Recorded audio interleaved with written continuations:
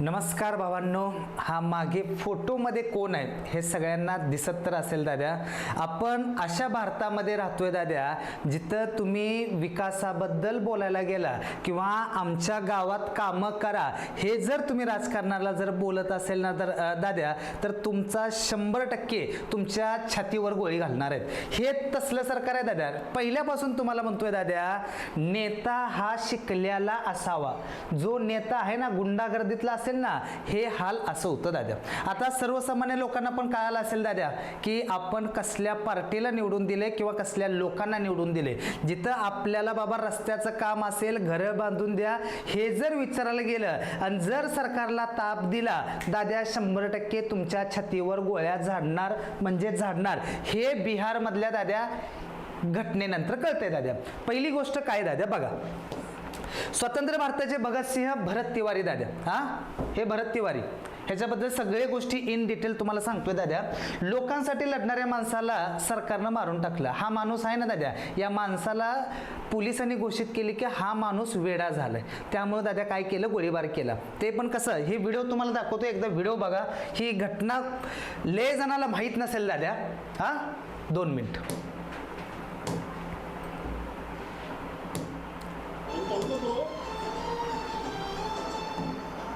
मैं तो कर ही दूंगा,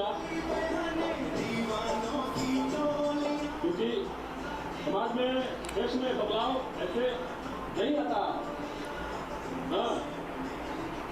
क्रांतिकारियों की शान गोली खाने और खिलाने में है, फांसी के फंदे पे उतर जाने में है.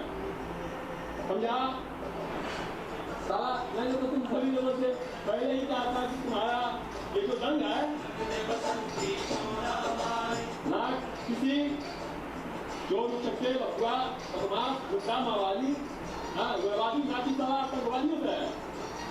सबसे अगर कोई भारी पड़ता है सभी चीजों पे, वो देश प्रेमी होता है, राष्ट्र भक्त सच्चा होना चाहिए.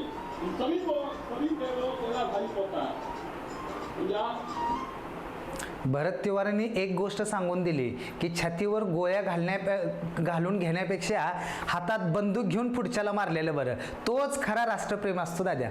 हे अजून एक व्हिडिओ बघा भाऊ. खतरनाक माणूस आहे दाद्या. थांबा जरा.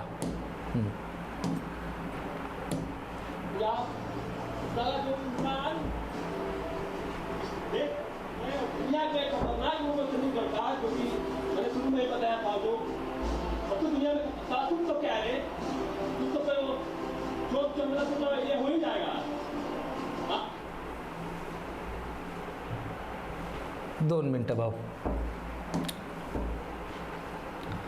अजून एक व्हिडिओ बघा.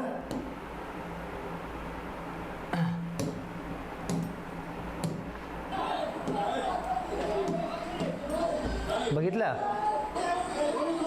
हो का.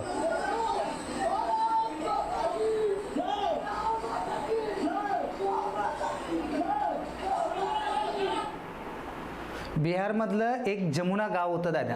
त्या गावामध्ये मागच्या वर्षी आहे ना पूर आला होता. मग पूर आल्यामुळं तिथल्या लय जणांची घरं वाहून गेली होती. हा भरत तिवारी आहे ना, सरकारला प्रशासनाला एकच म्हणत होता की इथलं रस्तं करून द्या आणि ज्यांना घर नाही का त्यांना घर बांधून द्या. साधी सिंपल मागणी. ओके. आणि या भरत तिवारीला ह्या पोलिसांनी काय केलं माहिती आहे, हा येडा झालाय मला, येडा. पण ही भरत तिवारी तुम्ही व्हिडिओ कुठेही सर्च करा दादा, एवढा समाजसेवा करत होता. हा स्वतः म्हणत होता दादा, मी एवढा देशप्रेमी आहे, मी भगतसिंह आहे, मी छातीवर गोळ्या घालण्यापेक्षा खाऊन घेण्यापेक्षा पोलिसांना गोळ्या मारेल, ही एवढी ताकद ठेवत होता दादा. आणि ज्यावेळेस कोरोना वॅक्सिन आली ना, त्यावेळेस कोरोना वॅक्सिनला ज्यावेळेस टेस्ट करायची त्यावेळेस पंतप्रधान मोदी साहेबांना पत्र लिहिलं होतं की ही जी वॅक्सिन तुम्हाला टेस्ट करायचं ना, माझ्या बॉडीवर चेक करा. हा एवढा समाजसेवा करणारा भरत सिंह दाद्या, सरकारनं त्याला मारून टाकलं. बरोबर आहे. आणि ज्यावेळेस दादा पोलीस ह्याच्या घरी आले त्यावेळेस हातात ह्याच्या बंदुकी होती. नंतर दाद्या कुठं बाहेर मैदानात गेले ना, पूर्ण सिलेंडर झालाय, बंदून टाकून दिले पोलिसांच्या समोर, तरी पोलिसांनी काय केलं, एन्काउंटर केलं दादा. आणि तिथले मुख्यमंत्री जे अडाणी मुख्यमंत्री आहेत बिहारचे दादा, गुंडागर्दीतले मुख्यमंत्री ज्यांना सही करायला येत ना दादा, त्यांनी याच्यावर नो स्टेटमेंट दादा. बिहारमध्ये आंदोलन चालू आहे भावानं, हे बिहारमध्ये झाले. महाराष्ट्रात पण याच्यापेक्षा खूप बेकार बेकार घटना घडतात दादा. आता एवढा सर्वसामान्य प्रश्न यायला लागलाय, जर दादा या व्यक्तीसारखं जर हाल महाराष्ट्रात झालं तर काय होईल. आपण राजकारण्यावाल्यांकडे कामं घेऊन जातो दाद्या, एकदा दोनदा तीनदा. ती राजकारणी दाद्या आपण किती जरी चांगलं कामं केली, काही जरी केली, ही बाबा मेंटली बाद आहे पोरगा म्हणून एन्काउंटर करायला बसले. आणि ह्याच्यावर दाद्या, आणि आता तुम्ही म्हणताय दाद्या की बाबा भारत महासत्ता होणार आहे, हे असं महासत्ता होणार आहे का. तुम्ही कामासाठी कामं करा म्हणून मागे गेले की डायरेक्ट एन्काउंटर करताय, आणि वरनं भारत महासत्ता होणार आहे, भारत अमेरिकेनं मागं. अरे बंद करा असलं. ज्या भारतीय इंग्रज बरं होतं दाद्या, इंग्रजाच्या टायमाला दाद्या कामं तर करत होते दाद्या, त्यांचे ब्रिज बांधलेले अजून पण हे झाले नाहीत, आणि इथं कामं करा म्हणून मारावं लागायले. आणि तिथलं ज्यावेळेस ह्याच्या गावातलं जमुना गाव आहे ना, त्या गावातल्या लोकांना मीडियानं विचारलं की हा माणूस कसा होता, की हा माणूस एवढा मदत करत होता की लिमिटच्या बाहेर. प्रत्येक रात्री सकाळ संध्याकाळ दुपारी फक्त याचं एकच काम आहे की समाजसेवा करायचं. जिथं अन्याय होतं तिथं उभा राहत होता दाद्या. त्या माणसाला ह्यांनी मारून टाकलं. आणि वरनं काय सांगते ती, हे चुकून झालेलं आहे दाद्या. म्हणजे हे कुठलं प्रशासन आहे दाद्यानं. बिहारमध्ये एवढं बेकार आंदोलन चालू आहेत की लिमिटच्या बाहेर. बिहारसारख्या राज्यात जर अशी घटना घडली दाद्या, इस्तू लागायला लागलाय. म्हणून काय म्हणतो दाद्या, राजकारणी निवडून देताना माणूस चांगला निवडून द्या, जे माणसं आपली कामं करतील दाद्या. आणि आपण कोणाला निवडून देतोय की नाही, त्या फालतू माणसाला येते एका पार्टीमध्ये निवडून, आणि कामं जनतेच्या विकासासाठी मी दुसऱ्या पार्टीत चाललोय, मग भावा हे हाल असं होते दाद्या.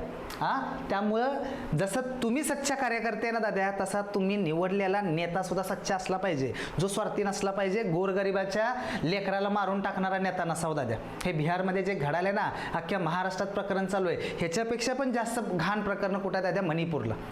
मणिपूरमध्ये कोणी जात नाही, कुठला मीडिया जात नाही, कुठल्या गोष्टी माहीत होत नाहीत दाद्या. तिथली लोक सगळीकडे पब्लिश करायले. ही एवढी न्यूज हे झालेले दाद्या की आधुनिक भारताचा, स्वतंत्र भारताचा भगतसिंह याला म्हणत होते. हे काय योग्य आहे का अयोग्य आहे, तुम्ही एकदा सगळ्यांनी काय करायचं कमेंटमध्ये सांगायचं. ठीक आहे भाऊ, धन्यवाद.